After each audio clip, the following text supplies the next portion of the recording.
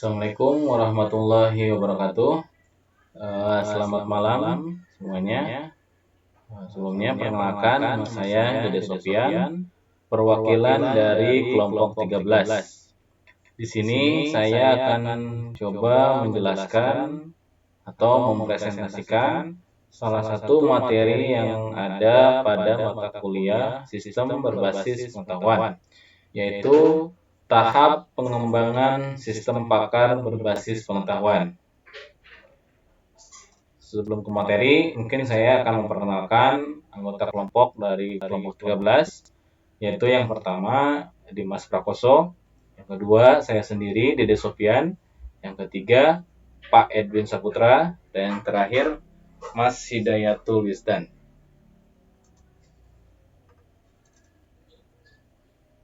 Di sini saya akan mencoba membahas materi untuk tahap-tahap pengembangan sistem pakar berbasis pengetahuan. Di sini ada 6 materi yang akan saya bahas. Yang pertama, identifikasi masalah. Yang kedua, akuisisi pengetahuan. Yang ketiga, perancangan sistem pakar. Yang keempat, implementasi. Yang kelima, pengujian sistem. Dan yang terakhir, pemeliharaan dan pengembangan sistem. Sebelum saya lanjut ke materi yang pertama, mungkin di sini saya akan mencoba menjelaskan pengertian dari sistem pakar itu sendiri. Sistem pakar adalah salah satu aplikasi dari kecerdasan buatan atau AI yang bertujuan untuk meniru kemampuan seorang ahli dalam memecahkan masalah pada domain tertentu. Sistem ini berguna untuk memberikan solusi, saran, atau diagnosis yang relevan berdasarkan pengetahuan yang dimasukkan ke dalamnya. Lanjut ke pembahasan materi yang pertama, yaitu identifikasi masalah. Tujuannya yaitu untuk memahami dengan jelas permasalahan yang akan dipecahkan oleh sistem pakar, termasuk ruang lingkup, target pengguna, dan manfaat sistem. Langkah-langkah yang terdapat pada identifikasi masalah yaitu yang pertama, penentuan domain masalah. Contoh, diagnosis penyakit pada tanaman, identifikasi kerusakan mesin, atau penjadwalan produksi. Fokuskan pada masalah spesifik, misalnya identifikasi hama pada tanaman padi. Berikutnya yang kedua, identifikasi kebutuhan pengguna. Siapa yang akan menggunakan sistem pakar tersebut? Contoh di sini petani, bisa teknisi, atau kemudian dokter. Yang ketiga, analisis kelayakan masalah. Pastikan bahwa masalah tersebut dapat diselesaikan dengan pendekatan sistem pakar. Contoh, jika masalah memerlukan pemrosesan data masif, sistem pakar mungkin perlu dilengkapi dengan komponen machine learning. Output yang diharapkan yaitu yang pertama, dokumen kebutuhan sistem. Berikutnya, daftar spesifikasi masalah yang akan dipecahkan. Contoh, sistem pakar untuk mendiagnosis penyakit tanaman, mengidentifikasi gejala seperti daun menguning, bercak hitam, atau keriting. Kemudian, memberikan solusi berdasarkan gejala tersebut. Yang kedua, akuisisi pengetahuan. Tujuannya yaitu untuk mengumpulkan pengetahuan yang relevan dari berbagai sumber untuk membangun basis pengetahuan. Langkah-langkah pada akuisisi pengetahuan yaitu yang pertama, wawancara dengan ahli. Ahli memberikan pengetahuan eksplisit berdasarkan pengalaman. Contoh, dokter memberikan data tentang gejala dan penyakit. Dokumentasi dan studi literatur, buku, jurnal, panduan teknis, dan dokumen lainnya. Contoh, panduan pengendalian hama pada tanaman dari instansi pertanian. Ketiga, pengamatan lapangan. Observasi langsung terhadap proses yang dilakukan ahli. Contoh, melihat teknisi memperbaiki kerusakan mesin jahit. Berikutnya yang keempat, pengumpulan data historis. Analisis data masa lalu untuk mencari pola atau hubungan logis. Contoh, data penyakit pada tanaman di suatu wilayah selama 5 tahun terakhir. Output yang diharapkan yaitu yang pertama, basis data awal berupa fakta, aturan atau prosedur, representasi aturan berbasis logika if-then. Contoh, aturan berbasis logika. Yang pertama, if daun tanaman menguning dan terdapat bercak coklat, then kemungkinan penyakit hawar daun bakteri.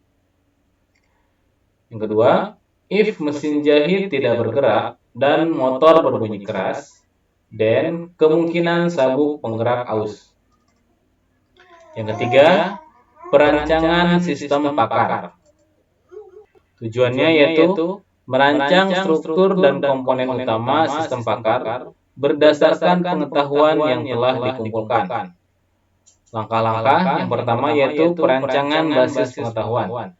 Menentukan cara representasi pengetahuan atau rule-based, frame, atau logika fuzi.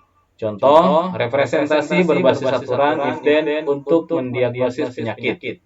Yang kedua, desain mesin inferensi. Menentukan metode penalaran.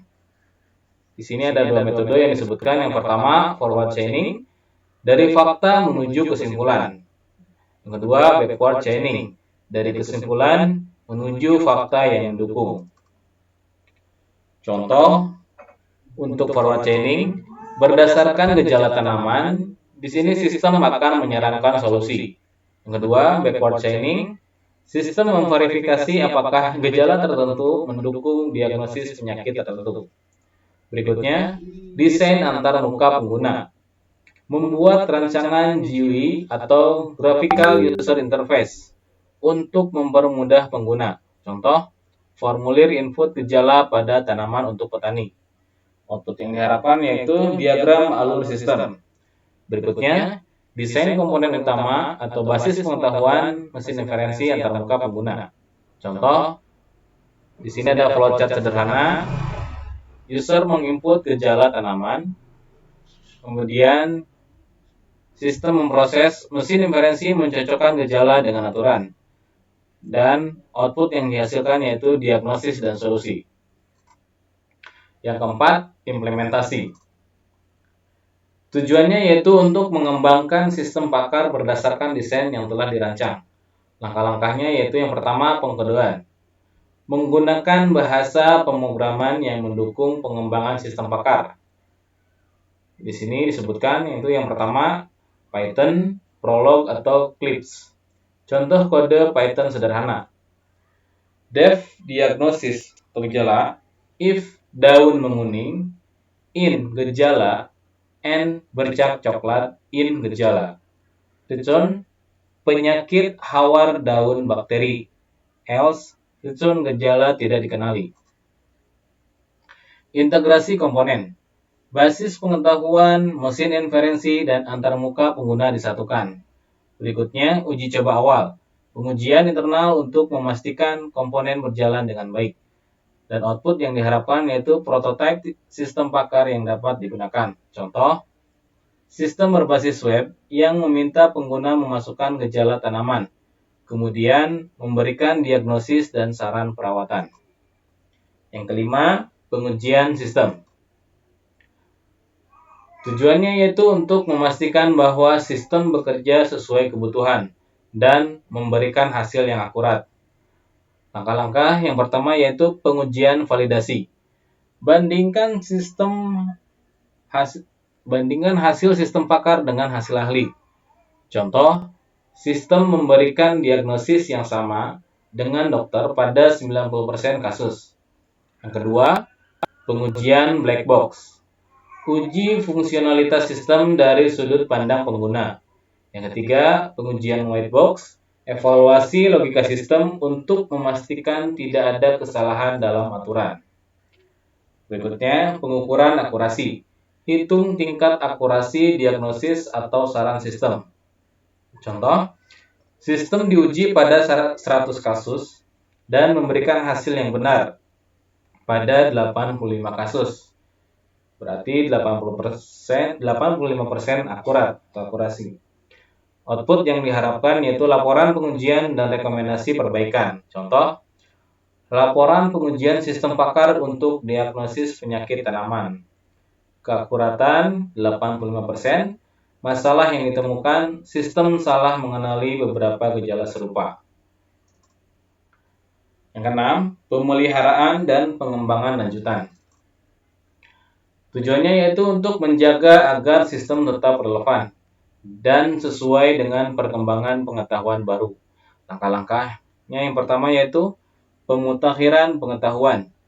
Tambahkan aturan baru berdasarkan penemuan atau data baru. Contoh, menambahkan penyakit baru yang ditemukan pada tanaman.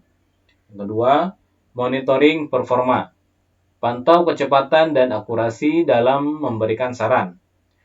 Berikutnya, pengembangan fitur baru. Tambahkan fitur seperti integrasi dengan perangkat IoT untuk deteksi otomatis gejala. Terakhir, umpan balik pengguna. Kumpulkan masukan untuk memperbaiki antarmuka atau fungsionalitas. Output yang diharapkan yaitu sistem pakar yang terus diperbarui. Contoh, versi baru sistem pakar dapat mendeteksi gejala berdasarkan gambar tanaman yang diunggah pengguna. Kita masuk kesimpulan yaitu di sini tahap-tahap pengembangan sistem pakar berbasis pengetahuan mencakup identifikasi masalah, akuisisi pengetahuan, perancangan, implementasi, pengujian, dan pemeliharaan. Setiap tahap memiliki peran penting dalam memastikan bahwa sistem yang dibangun dapat memberikan solusi yang andal dan relevan bagi pengguna. Sekian mungkin pembahasan materi dari saya, perwakilan kelompok 13. Kurang lebihnya mohon maaf. Sekian, saya akhiri. Assalamualaikum warahmatullahi wabarakatuh.